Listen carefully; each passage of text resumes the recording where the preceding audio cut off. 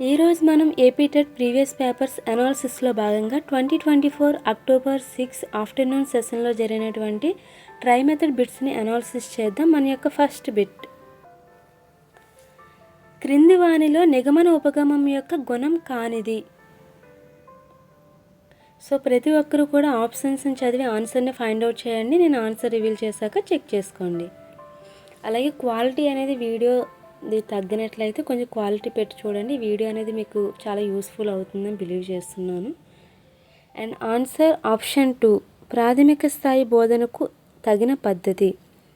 So నిగమన ఉపగమం యొక్క గుణం కానిది అన్నారు. ఫస్ట్ నిగమన ఉపగమం అంటే ఏంటో తెలుసుకోవాలి. సో మనం ఏదైనా సరే మ్యాథ్స్ సమ్ చేసేటప్పుడు ఒక సమ్ చూసిన వెంటనే దానికి తగినటువంటి సూత్రాన్ని వేసి సమాధానాన్ని మనం రాబడతామన్నమాట. సో ఒక సమస్యకు అవసరమైనటువంటి సూత్రాన్ని వేసి సమస్యకు సమాధానం రాబట్టినట్లయితే దాన్ని నిగమన ఉపగమం అంటారు. సో ఇది ప్రాథమిక స్థాయి విద్యార్థికి తగినటువంటి పద్ధతి కాదు అని చెప్పవచ్చు. సో వీళ్ళకి ఉదాహరణల ద్వారా సూత్రాన్ని రాబట్టడం అంటే ఆగమన పద్ధతి అనేది ప్రాథమిక స్థాయి విద్యార్థులకు ఉపయోగకరంగా ఉంటుంది. అండ్ మిగిలిన ఆప్షన్స్ అనేవి చూసుకుందాం. ఇవన్నీ కూడా నిగమన ఉపగమం యొక్క గుణాలని చెప్పచ్చు.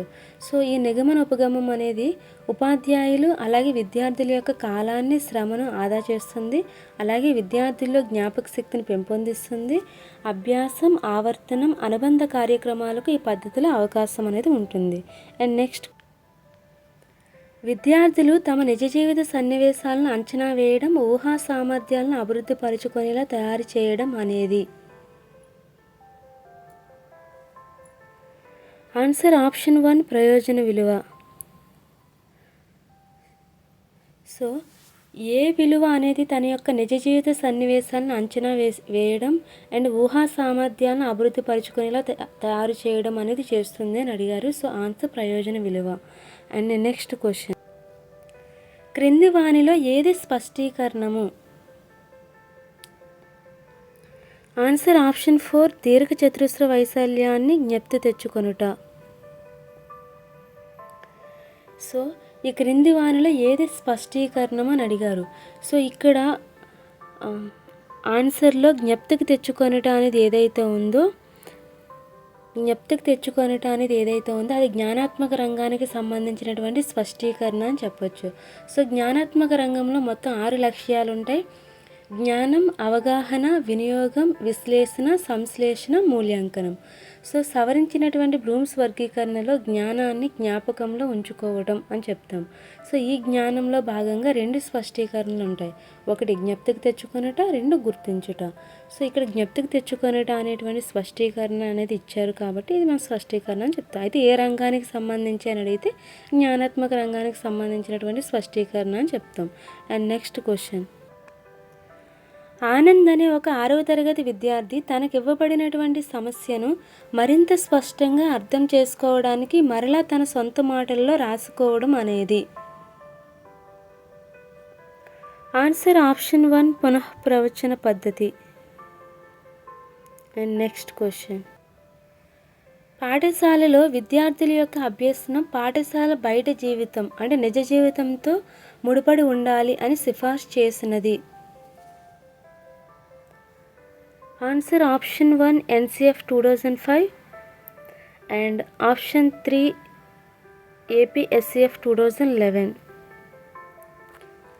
సో NCF 2005 అలాగే AP SCF 2011 ఇవి రెండు కూడా నిజ జీవితంతో పాఠశాల యొక్క అభ్యసనం అనేది ముడిపడి ఉండాలి అని చెప్పారు. సో వాళ్ళు ఇచ్చినటువంటి స్టేట్మెంట్స్ ఏంటి అంటే నిజ జీవితంలో ఉపయోగపడేటువంటి అంశాలకు ప్రాధాన్యత ఇవ్వాలి అని NCF 2005 చెప్పడం జరిగింది.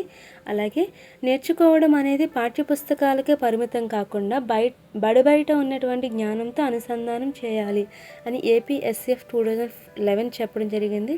సో ఈ రెండిటి యొక్క ముఖ్య ఉద్దేశం ఒకటే, పాఠశాలలోని విద్యార్థుల యొక్క అభ్యసనం అనేది పాఠశాల యొక్క బయట జీవితంతో ముడిపడి ఉండాలి అని.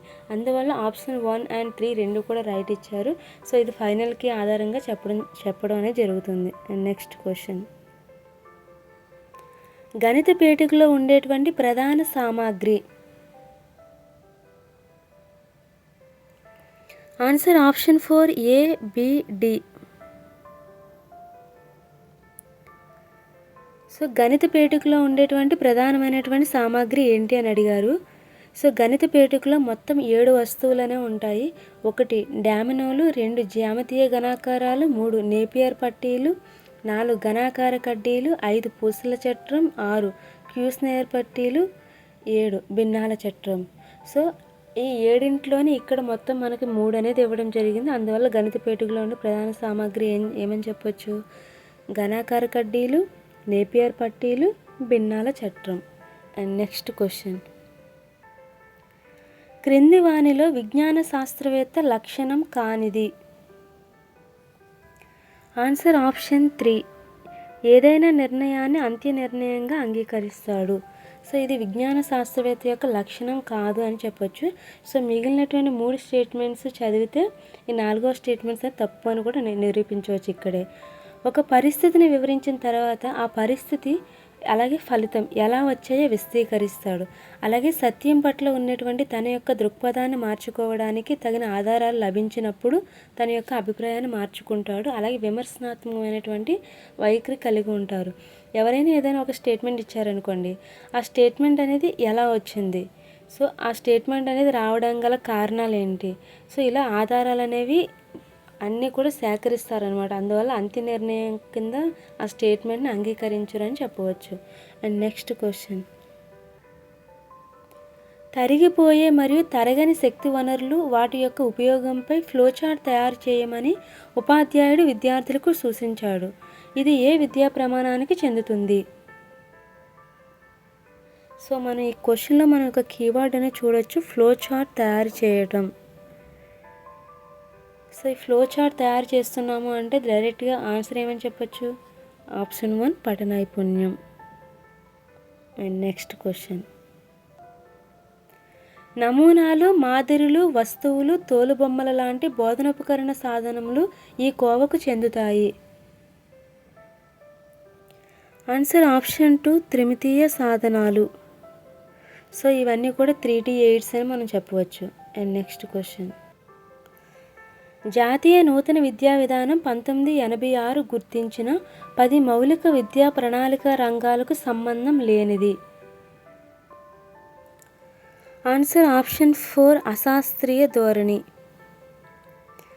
సో ఎన్పిఈ 1986 10 మౌలిక అంశాలను రూపొందించడం అనేది జరిగిందనమాట. దాంట్లో లింగ సమానత్వం, పర్యావరణం పరిరక్షించడం, సామాజిక అవరోధాల తొలగింపు అనేవి ఉన్నాయి ఇక్కడ 3. ఇంకొక 7 ఏంటి అంటే రాజ్యాంగంలో ఇవ్వబడినటువంటి హక్కులు, అలాగే విధులు, అండ్ జాతీయ భావన వికాసం, అండ్ భారతీయ స్వాతంత్రోద్యమ చరిత్ర, అండ్ భారతీయ సంస్కృతి సాంప్రదాయాలు, అలాగే శాస్త్రీయ దృక్పథం అనేది పెంపొందించటం, అండ్ చిన్న కుటుంబం అనేటువంటి భావన కలిగించడం, అండ్ సమానత్వం, సామ్యవాదం, ప్రజాస్వామ్యం అని ఎన్పిఈ 1986 10 మౌలిక అంశాలను రూపొందించడం జరిగింది. అండ్ నెక్స్ట్ క్వశ్చన్, పాఠశాల వాతావరణంలోనికి తీసుకువచ్చిన జీవిత అంశమే ప్రాజెక్ట్ అని నిర్వచించినది ఎవరు? ఆన్సర్ ఆప్షన్ 3 బిల్లార్డ్. అండ్ నెక్స్ట్ క్వశ్చన్, క్షేత్ర పర్యటనలో 3వ సోపానం. ఆన్సర్ ఆప్షన్ 3 అమలు చేయటం. సో క్షేత్ర పర్యటనలో మొత్తం 5 సోపానాలనే ఉంటాయి. 1 ప్రణాళిక, 2 సన్నాహం, 3 అమలు చేయటం, 4 తదుపరి కార్యక్రమాలు, 5 మూల్యాంకనం. సో ఇలా క్షేత్ర పర్యటనలో 5 సోపానాలను ఉండడం జరుగుతుంది. అండ్ ప్రతి ఒక్కరు కూడా బాగా చదవండి. Thank you so much.